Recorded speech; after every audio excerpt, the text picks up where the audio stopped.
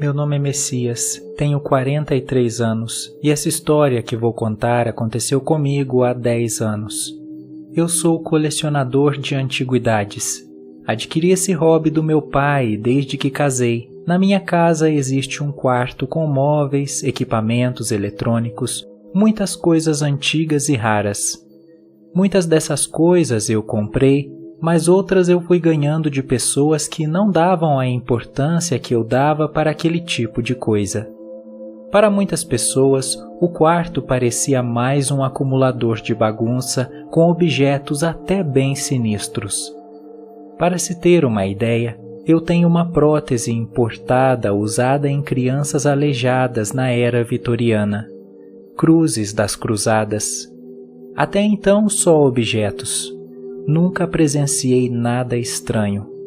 Porém, tudo mudou quando eu estava atrás de uma peça raríssima. Era um vaso de barro feito à mão por um grande artista italiano do século XVII. Ele havia feito apenas 12 peças e essas se perderam pelo mundo. Por muitos anos eu procurei e nunca a encontrei. Na internet só haviam cópias baratas. Mas a minha experiência em objetos antigos me deixou um perito em desvendar objetos falsificados. Eu saberia reconhecer um vaso original sem nenhum problema. Depois de algum tempo, eu consegui um contato no mercado negro. Eu não ligava com quem fazia negócios, só queria ter aquela peça. Secretamente marcamos um encontro. O vendedor estava na Bolívia e lá eu fui. Vendo a peça com meus próprios olhos, era o vaso perdido. Eu não estava acreditando. Disse que eu ia ficar e recebi 2 propostas muito estranhas. O senhor que me vendeu disse que o vaso era meu gratuitamente, desde que eu assinasse um pergaminho muito antigo, confirmando ser o proprietário do vaso ou levá-lo por $10.000. Eu não estava entendendo e o questionei sobre a proposta. Como era de graça? Ele então respondeu: Você nunca soube da maldição desse vaso? Se ele for seu, sua alma será vendida ao diabo. $10.000 é o preço para poupar sua alma do inferno. Mas se quiser condená-la, é só assinar aqui. Eu dei um leve sorriso para ele. Eu li muito sobre esse tipo de crença. Não era real. Então eu assinei o pergaminho e peguei o vaso. Saí até um pouco desconfiado, achando que alguém iria me matar na próxima esquina e levar o vaso de volta para aquele senhor. Mas isso não aconteceu. Eu voltei para casa com o vaso. Nem estava lembrando da história até 2 noites após eu deixar o vaso exposto no quarto. Acordei no meio da madrugada com passos muito rápidos no meu quarto, como se alguém estivesse andando de 4 em volta da cama. Rapidamente eu levantei e olhei em volta, mas não vi nada. De repente, escutei uma leve respiração embaixo da cama.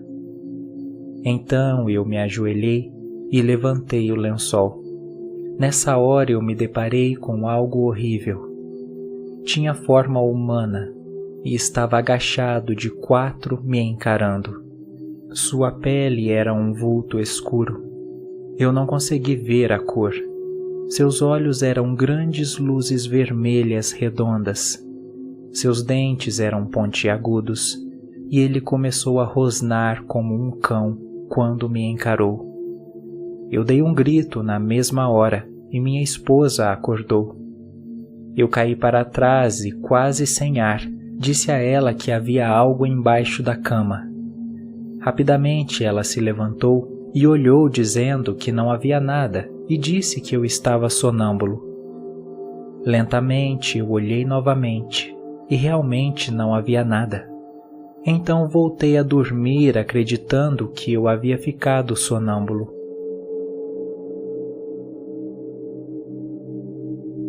Algumas horas depois, eu acordei com um peso sobre o lençol. e quando abri os olhos, pude ver aquela coisa me encarando, rosnando para mim. Ela então me atacou feito um cachorro. Eu coloquei o braço na frente e saí correndo, me trancando no quarto das minhas antiguidades. A criatura rosnava e arranhava a porta para entrar. Foi quando percebi que o vaso que eu havia adquirido estava trepidando ferozmente sobre a mesinha. Nessa hora, ouvi a voz da minha esposa dizer que eu estava sonâmbulo novamente. No mesmo instante, a criatura na porta pareceu sumir e o vaso parou de trepidar. Eu abri a porta e não tinha nada. Eu sabia que havia algo errado. Então peguei o celular e liguei para o senhor que havia me vendido o vaso. Minha esposa então disse: "Se acalme, Messias, foi só um sonho."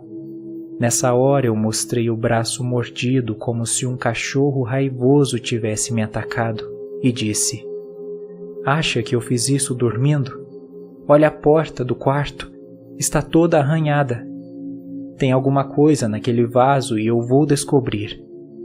Nessa hora o Senhor atendeu e eu logo gritei: "Você colocou alguma coisa naquele vaso, não foi?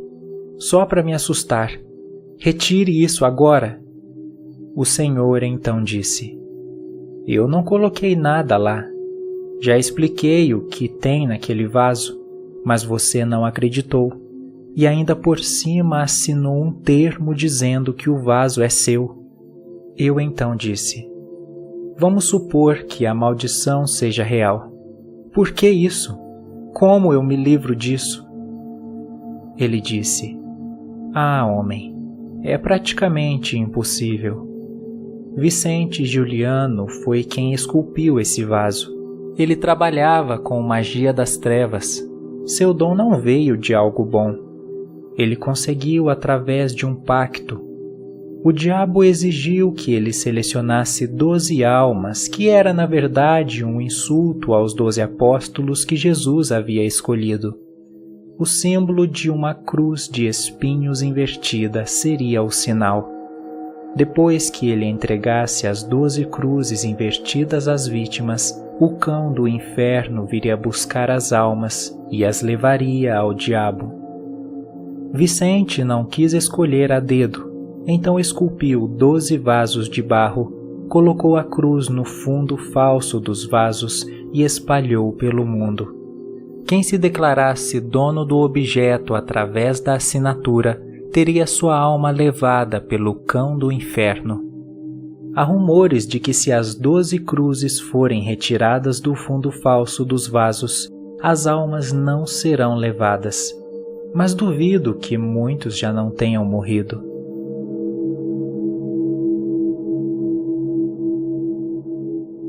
Eu desliguei o celular na mesma hora.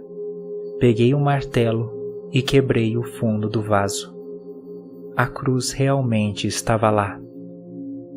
Contei tudo para minha esposa e disse para ela se preparar para o pior. Por incrível que pareça, ainda estou vivo.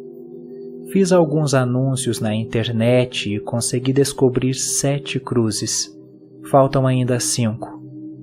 Eu ainda continuo vendo o cão do inferno quase todas as noites. Só eu o vejo. Minha esposa não. Nem sei se ela realmente acredita em mim. Depois que eu retirei minha cruz do vaso, acho que ele se sentiu ameaçado. Ou talvez esteja me rondando como um urubu na presa, aguardando o momento da minha morte, ou a hora certa para me atacar.